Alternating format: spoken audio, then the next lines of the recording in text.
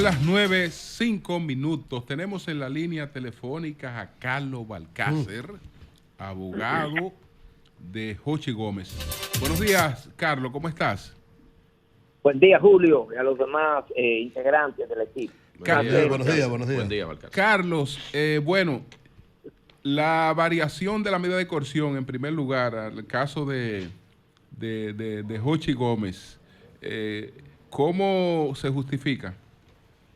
Mira, en primer lugar, se justifica porque en ese escenario, lo primero que ordenó la presidencia fue cerrar la puerta y no dejar entrar a nadie. Ese fue el primer mandato que ella le ordenó al policía de la puerta, para que no ocurriera lo que ocurrió en primer grado. Que no fueran jueces, pero el policía puede parar a jueces que entren a audiencia. En la corte, la señora presidenta textualmente dijo lo siguiente: policía, sáqueme a las personas que estén aquí presentes porque usted es mi secreto y no me deje entrar absolutamente a nadie y póngale seguro. Así dijo. Y eso no es abierto y contradictorio. No, ese está tapado. Ah, bueno, no puede hacerlo. No, el juicio es que... El juicio, el sí. juicio sí. Ah, pues puede hacerlo, sí. Sí, entonces... ¿Y sacaron a todo el mundo? Sí, eso fue cuando se inició la audiencia bien temprano y se desarrolló en ese ambiente. Eso es lo primero. Y al margen de eso, quiero aprovechar la ocasión porque te escuché en estos días, Julio, en cuanto a que tú te referías a esos 3 jueces que no se había radicado la querella. Se le puso la querella a los 3 jueces. Yo la firmé hace ya 10 días. Y sí, y de nosotros los abogados fuimos entrevistados 2 de ellos. ¿Y qué ha pasado con la querella? No, inspectoría tiene su tiempo. Se está tomando su tiempo. Inspectoría. ¿En qué consiste la querella, doctor? Falta disciplinaria porque acudieron a una audiencia donde en primer lugar era puerta cerrada. En segundo lugar, ella no tenía categoría de víctima, ni en la instancia del Ministerio Público, ni en ningún medio de defensa nuestro. Pero se presentaron como víctimas en esa audiencia. Eran los 3 jueces. Sí, o sea, lo que el catálogo de la víctima que recoge el artículo 83 del Código Procesal Penal, ellos son extraños a este mandato del artículo. Okay. Y yo entiendo a qué obedece eso. No, doctor, escúcheme, doctor. Lo que digo es que si allí invoces se presentaron como tal, es lo que me refiero. El día ese sí, no, en la corte no, en primer grado. Ok. Wow.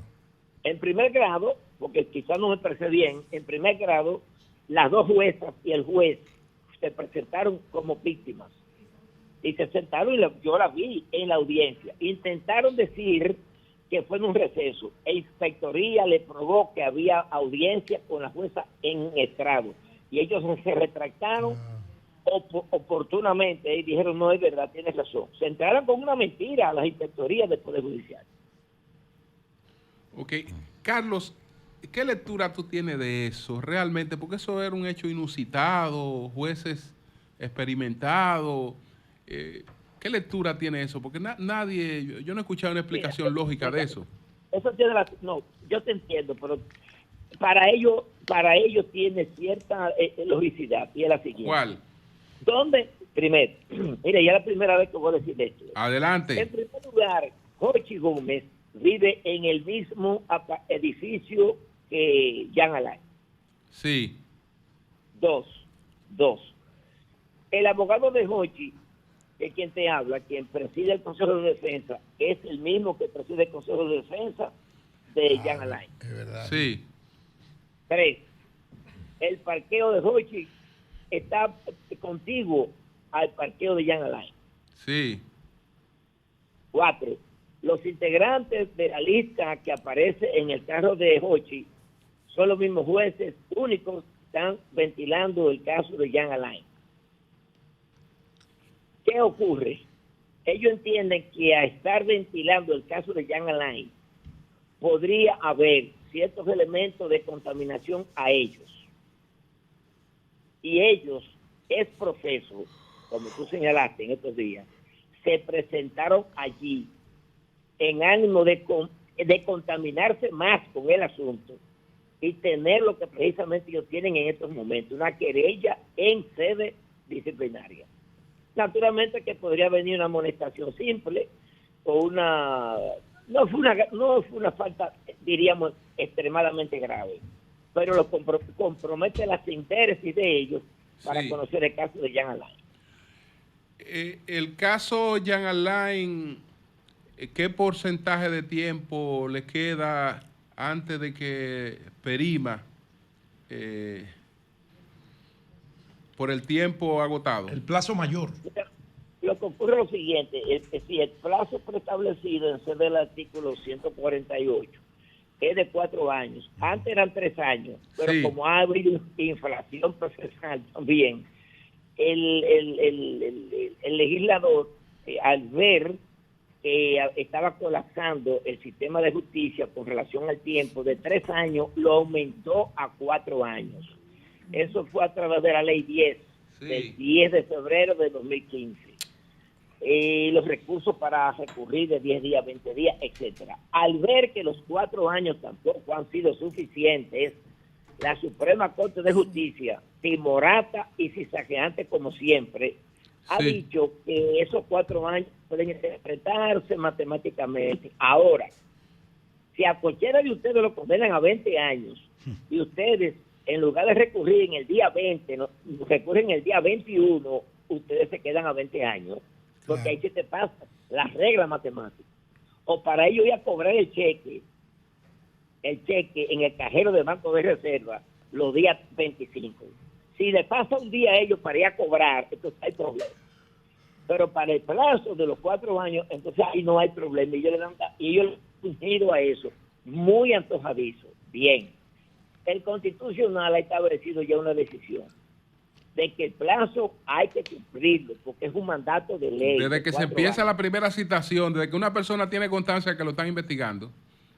Esa es la palabra. Y en cuanto ya está, a partir del 29 de junio, es decir, estamos hablando enero, febrero, estamos para el 8 de 6 enero. meses, 6 meses. Sí. 7 meses. 5 más 5. Pero ¿qué ocurre? Vamos a restarle a eso porque eso hay que incluirlo también, porque uno no sabe con qué sorpresa vienen estos jueces. Vamos a incluirle unos 8 o 15 días de temas médicos de Jean Alain, aunque el último precedente en extinción tuvo yo de un caso de un esposo que fue avaliado, le valió a otro y su esposa estaba embarazada. La hija de él fue conmigo a retirar la sentencia de 21 años de edad. Ese caso duró en la Corte de San Pedro 8 años y fue un caso ya extinguido, se declaró la extinción. Él había sido sometido, condenado a 5 años. Es decir, ahí se contemplaron aplazamientos por tema de salud. Sí. Y al final eso no fue obvio para el calendario. Pero independientemente de eso, este es un detalle que es importante que ustedes lo tengan al dominio. Veamos breve. Ese virus de declarar complejo todos los casos que se llevan a cabo en sede de justicia, el Ministerio Público no está entendiendo que eso al final se reviste en contra de ellos, porque tú tienes el siguiente rosario. 1, caso complejo. Bien. 2, cuando se cumple el plazo, prórroga. 3, la prórroga siguiente la otorga. 4, vencido la prórroga. Por ejemplo, si la prórroga vence hoy, día 12 de noviembre, se fija una fecha para controlarte a ti como Ministerio Público si tú cumpliste el plazo de la prórroga. Bien, porque estamos hablando de un fiado y tú tienes que pagar. Si el 12 tú no pagas, entonces hay que intimarte a ti para que cumplas con el requerimiento definitivo, o sea, o acusa o archiva. Entonces, si tú haces una sumatoria entre la prórroga, la complejidad, la prórroga, la intimación no se da a los 15 días, eso dura Sí. 8, 10, 15 días para redactar ese acto de contentivo de intimación. Luego la intimación, luego tú depositas la acusación, el acto conclusivo. Y luego entonces eso se tramita para que se sortee y llegue a una audiencia preliminar. Señores, cuando usted viene a ver, al margen de las 12.000, 8.000 o 5.000 páginas que usted está dedicándole a una acusación, usted al final 4 años ustedes no le puede alcanzar. Y no hay forma que el Ministerio Público recapacite al respecto. Luego entonces conectan a Participación Ciudadana para que Participación Ciudadana le envíe una carta al presidente de la Suprema para que él ordene ventilar audiencia todos los días. Sí, sí. Y así no se puede.